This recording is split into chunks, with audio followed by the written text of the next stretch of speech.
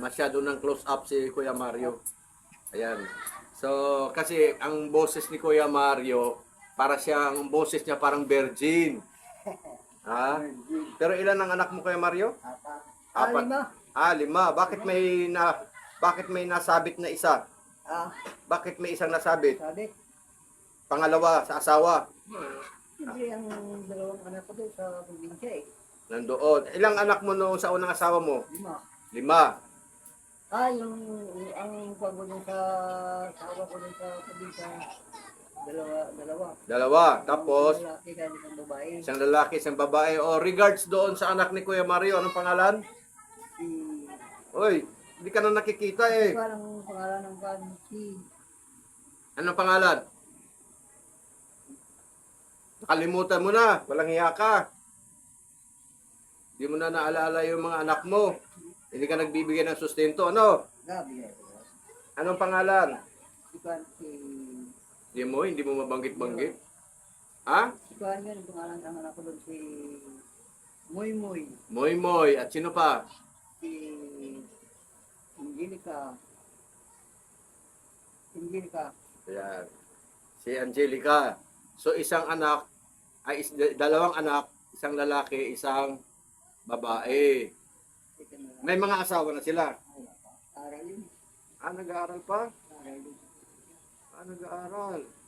So, yun yung unang asawa mo. Pangalawang asawa mo, Dito na. anong pangalan ng pangalawang asawa mo? Si Lita. Lita. Ilan ang anak nyo? 5. 5. So, ang anak mo ngayon, 7 na. 7. Tapos, mayroon pang pangatlo. Wala. Wala na. Si Marimar. Ay, sino ba yun? Si Marimar. Ayun mo na si Marimar. Sino yung asawa mong bata pa, na 16 years old? Wala.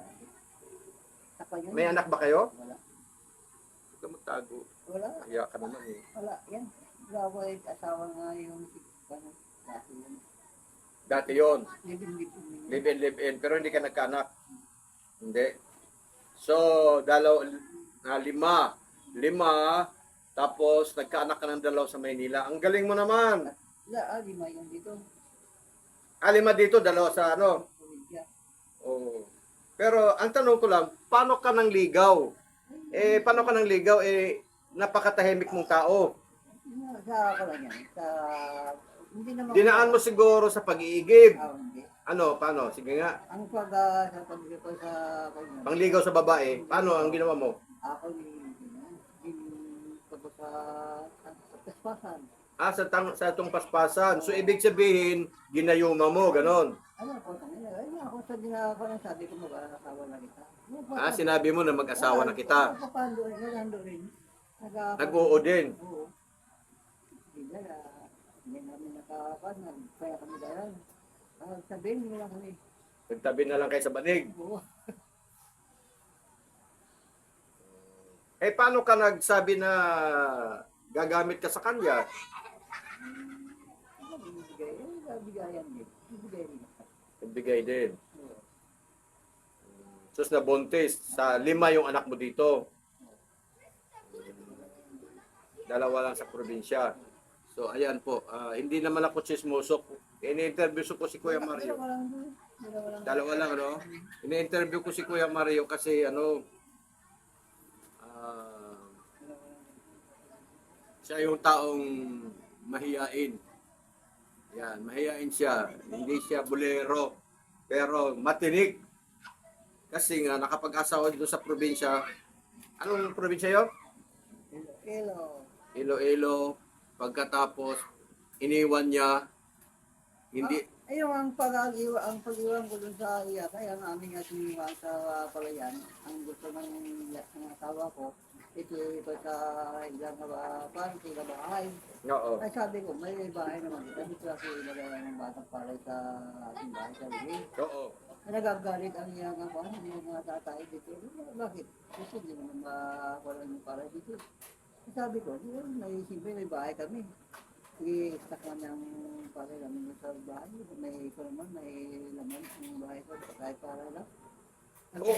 Okay din yung biyanan mo, no? Ay, siyempre, ang abyanan ko rin.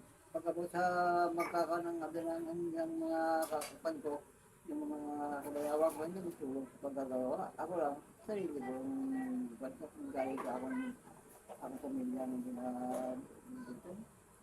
Ang gusto nila, pag abuto may paray doon, pagkabutla. Gabi lang sarili nilang palayan. Sa aming palayan mo, May parian din ba yung biyanan mo? wala. Wala. Tapos kayo may taniman ng palayan. Tapos ang gusto ng biyanan mo, doon sa kanila dalhin yung palay. Oo. Maganda ba yun? Hindi. Ay, hindi. Hindi maganda? Bakit? Pangit yun. Bakit nga pangit? Ang pagkakal sa magkakal. Hindi ka pala mabait sa biyanan. Ay, bakit ka? Ang aming nga tinuhan, ito kapakal sa amin, tinuhan na ako, may pupuntong na ako sila eh. Pagdating sa kanang palayan, hindi mag-araro, hindi magtulong pag-araro. Hindi tumutulong mag-araro, magtanim ng palay. Hindi. Data sa amin. Naasa lang sa iyo. Oo. Pagkabot sa produkto, dito na ang Nung dumating na yung produkto, gusto na niya na yung palay doon din sa bahay. Mautak pala yung biyanan mo. Buhay pa ba siya hanggang ngayon? Buhay pa? Patay na yun. Patay na? Patay na. Pero yung misis, buhay pa. Buhay na ikaw na. May asawa na rin siyang panibago. Ilan ang anak niya? Mali, dalawa rin. Dalawa, nakadalawa din. Ikaw naman, nag-asawa din. Siya naman nag-asawa. So, okay lang yun, ano? Walang dimandahan. Wala. Kasal ba kayo? Hindi. Hindi kayo kasal? Mabuti. So, ang gusto pala ng biyanan mo, na pag merong production, yung abot ng palay, gusto ng biyanan mo doon sa bahay ng biyanan o sa bahay Sa bahay niya. ng biyanan mo? Oo. Okay, yun ano. Yung sabi, ang mga kulma na kasila, sabi ko, kung yung sa palay, dapat magtulog. Kahit magtulog kayo, bigyan ko naman kayo. Hindi kayo magtulog, baga ba ito? Tingnan ako sa pag-ampil, pag-ako ng pag-alaro. Hindi naman umawa. Hindi maawa sa'yo. Oo. Kaya nilayasan mo, no? Kaya sabi, bininta ko akong palay. Ang pagbo, palay. Bininta mo yung palay. Oo, pinamakayo. Ang alam ko, kaya ka pumunta ng Maynila, nakapatay ka. Ay, hindi. Ha? Hindi. Hindi. Hindi. Tumakas ka, ganun. Tumakas lang ako. Tumakas ka, pero hindi ka nakapatay. Mabait ka naman pala eh. Hindi naman. Hindi naman parang mga katawan. Sa mga pagkintya mo ng kapatay ng tao, kawawa yun. Oo. Makonsensya ka. Huwag kang pumatay ng tao. Tama na yon. Tama na yon na gumawa ka ng katarantaduhan, kalukuhan. Tama na yon. Huwag mo nang dagdagan na papatay ka pa ng tao. Tama ba? Bawal yan. Bawal yan? Bawal yan. Sino nagsabing bawal? Ang dyan sa kanang kasulatan niya. Nakasulat Nakasulat yan sa Biblia. sa Biblia na bawal pumatay. Patay. Oo. Ngayon, yung mga anak mo, hindi, may edad na yon. Bakit sabi mo nag-aaral pa? Nag-aaral yun. Nag-aaral yun sa probinsya. High school. Paano, dito naman sa probinsya. Sa fourth year.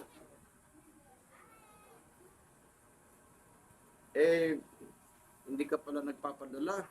Kahit magandang ko pa pala, may anak buhay naman doon ng tatay ko. Tatay ko nagpaaral din.